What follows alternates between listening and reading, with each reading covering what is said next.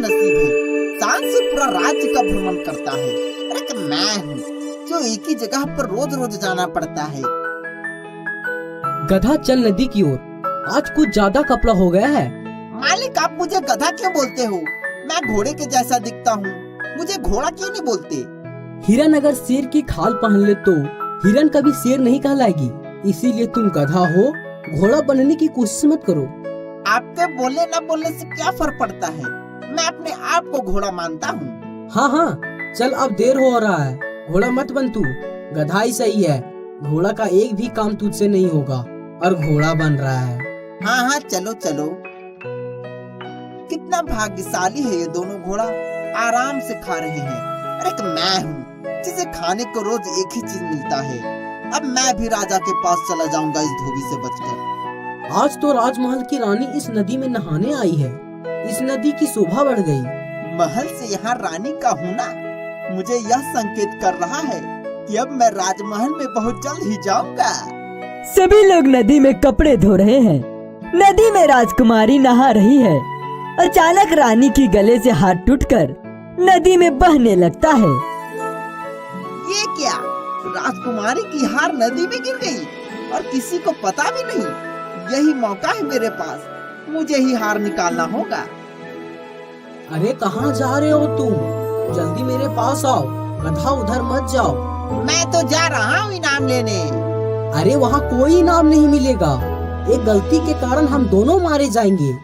राजकुमारी, यह हार आपकी नदी में गिर गई थी, यहाँ आपके सैनिक भी नहीं देख पाए। ये लीजिए अपना हार।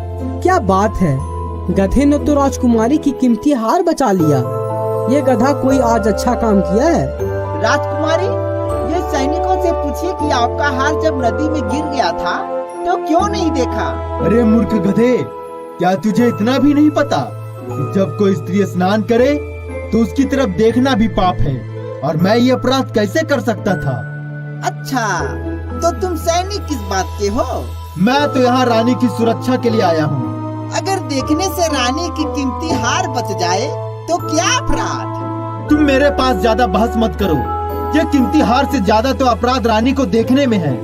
अच्छा, इन सब बातों को छोड़ो, मुझे राजमहल जाना है और राजा से इनाम लेना है। ठीक है, ये बात अपने राजा के सामने जरूर रखूंगा। अगर राजा ने आज्ञा दी तो मैं तुम्हें जरूर बुला लूंगा। नहीं नहीं सैनिकों, ये गधा अभी मूर्ख है जो राजा से इनाम मांग रहा है। इनाम भला मांगने की चीज थोड़ी है। अच्छा, तो समझदार धोबी का मूर्ख गधा।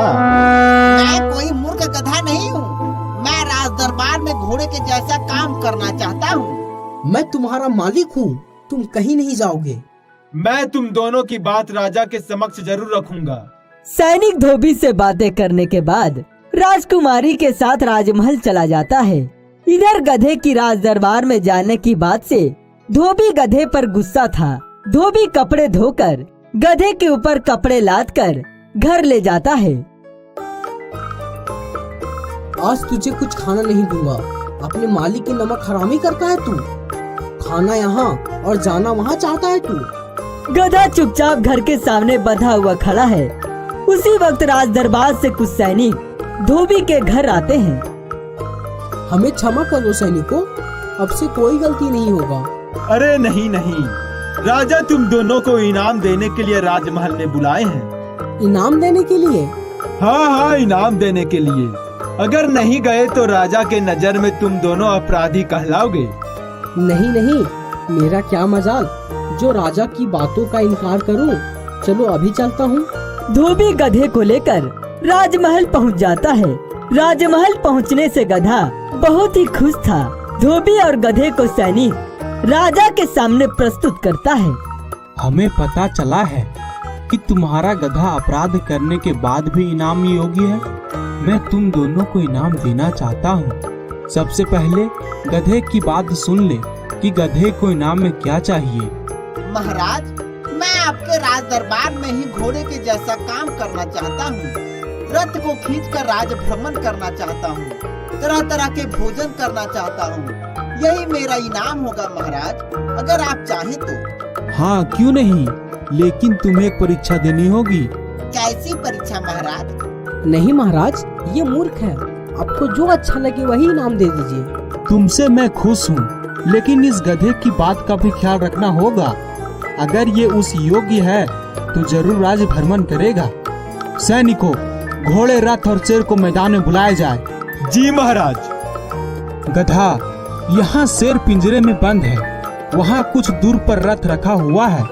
अगर ये घोड़ा 30 सेकंड में रथ के पास पहुँच जाएगा तो ये जीत जाएगा, यानी ये रथ में बैठे राजा को बचा सकता है। उसी प्रकार से तुझे भी 30 सेकंड में रथ के पास पहुँचना होगा। ठीक है महाराज। चलो तो फिर तैयार हो जाओ सैनिकों, घोड़े को छोड़ दो।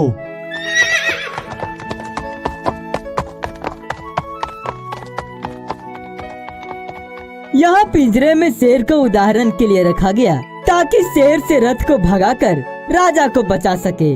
घोड़े ने समय से पहले ही रथ के पास पहुँच जाता है। उसका का पारी आया, लेकिन गधा 30 सेकंड के जगह 1 मिनट में रथ के पास पहुँचता है। गधा, तुम इस योग्य नहीं कि घोड़े की तरह राज्य भ्रमण कर सको। तुम अपने मालिक धोबी के साथ ही ठीक हो। इनाम में तुझे बस खाने का प्रबंध करवा देता हूँ। गधा का सपना अधूरा रह गया। गधा आखिर गधा ही होता है, वह घोड़ा कभी नहीं बन सकता।